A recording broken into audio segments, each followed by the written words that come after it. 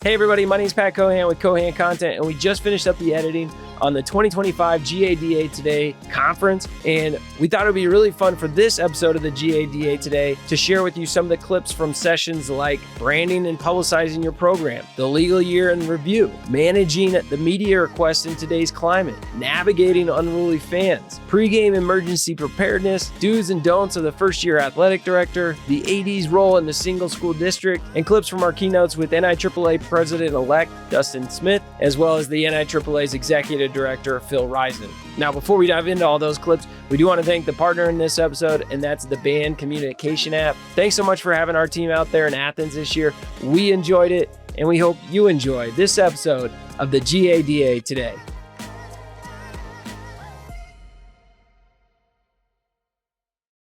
Again, I'm trying to change the culture where I saw coaches coaching with hats running off and falling off and things like that, and I'm like, no, I got to change this. But I see another program, everybody's uniform, tie together, it looks together, their kids are together. You know, my superintendent just said something the other day about we need to make sure everybody had the same warm-ups. You know, we looked at the team we were playing, they all had nice warm-ups. I mean, you know, dry fit, the coaches had the shoes matching the slacks, the shirt, and they just looked like a standard. If they wouldn't have won, lost, or whatever, tied it up, the standard that program had is a standard that I'm going to mirror, because that standard shows that it's about our culture, right? And if you set that standard, you'll find that the kids are going to follow suit. I promise you. When I was at another school, we did things like that, and we just made it just so much easier. You're just seeing behavior changes. Again, their attitude is so much different. I want to tell y'all what I say to our principals and APs and athletic directors pretty routinely, which is if you treat people with kindness, you will avoid getting sued more than not. It is all about when he said they didn't take the conversation with the mom. It doesn't matter what you believe. Let people be heard and be kind. It's still their child, right? So, and I mean, Don can tell you some of the crazy, literally crazy town things that come across my desk. We want $3.7 million and 33 cents because my kid didn't get playing time. For real? Like, you want me to take you seriously? Right?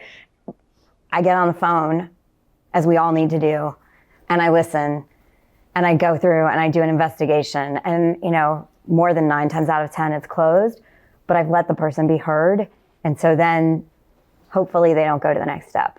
We did new media guidelines, and why did this come up? Because of conduct and decorum.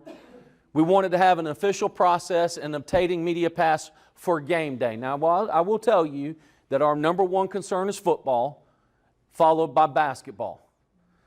We get soccer and lacrosse a little bit, but football and basketball tend to be your high-profile media. And then when you think about some of your other sports, such as baseball, they're confined to the playing field, naturally, nets and everything else. Same thing with softball. How many of you have talked to your head coaches, doesn't matter the sport, how many of you have talked to them and say, you're in charge of the game, I'm in charge of the event? Do you do that? You coach the X and O's, you take care of the kids on the field. As the athletic director or the administrator in charge, whichever you may be, I'm in charge of the actual event. So that way you are the one having crowd control, tickets, SROs, ambulances, all those things, your EAP plan, all those great things that you've got. And that way your coaches, what do they have to worry about? The kids and the game. I'm sure we're all familiar with this. It gets read before every game. Our football games, we have a video board, and we have kids read this out for us on the video board before the game. We try to do as close to the start of the game as possible. To me, I know I pay attention to it, and our admin team pays attention to it. We talk to our admin before a football game especially, or a basketball game, because you can really hear in the basketball arena that it's voices carry, right? So we really talk about making sure we manage the expectations inside during a game. Just like Peter mentioned, having students say the sportsmanship statement before the game, sometimes it makes their peers listen a little bit more, using other student athletes to do that. And then there are some instances where you may have to say it more than once. It's great before tip-off. You might need to come back again after the first quarter. Feel the vibe of the room and repeat the statement as necessary if people need reminders that they might be removed if their behavior doesn't change. So GHSA does give us something to use add to it how you see fit. But we do have a standard that can be posted around your facilities and shared so that people are actually getting an idea of what the expectation is for your events.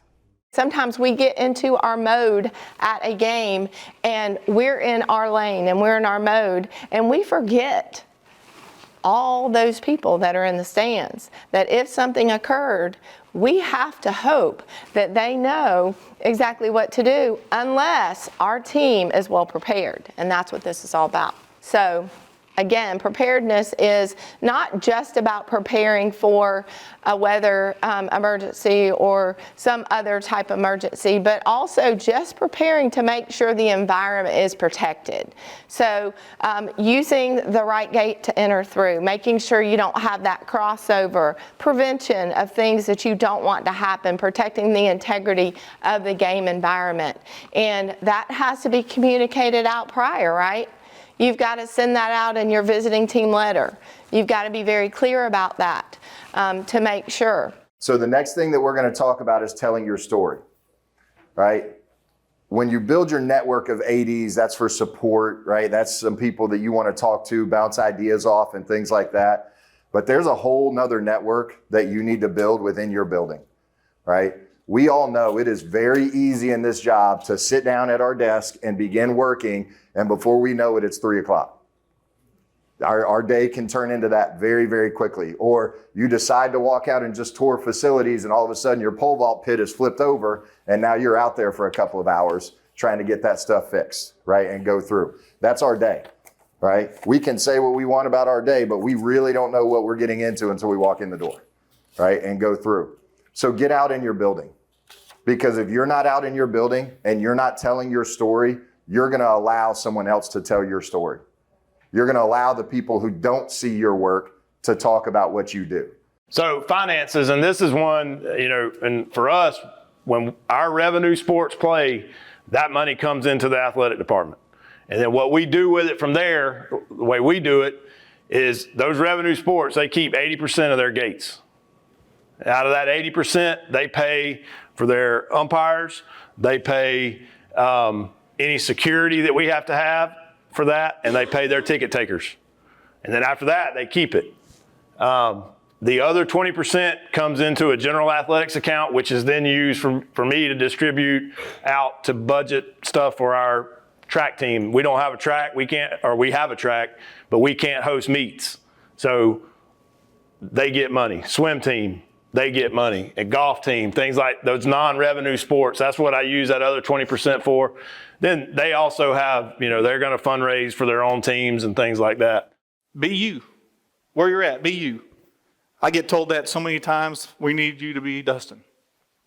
Right, Phil Rising? I need you to be Dustin. My joke with the board is I'm Cousin Eddie. I'm that family member that's just there. And if you know Christmas Vacation, you know Cousin Eddie. Our profession needs you to be you. Your school district hired you. Be you. Don't try to be any one of these people. Don't try to be whoever's on your personal Mount Rushmore. They're great people. They're influential. They've done a deposit in your life. They've believed in you. That's not who you are. Your job is to be you. Have people you look up to. Have people that mentor you. Have people that you network with, but don't try to be them.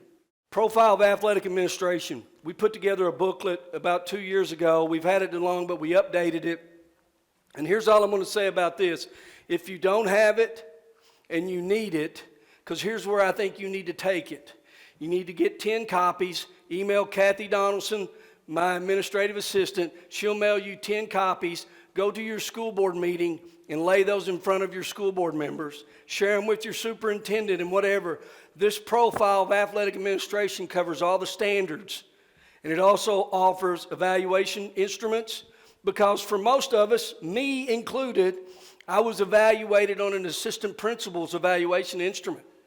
I was an AP and AD for 11 years before I went to central office. And so the thing about it is we don't really have a tool to evaluate the athletic director. In this copy here, you can get a copy of that.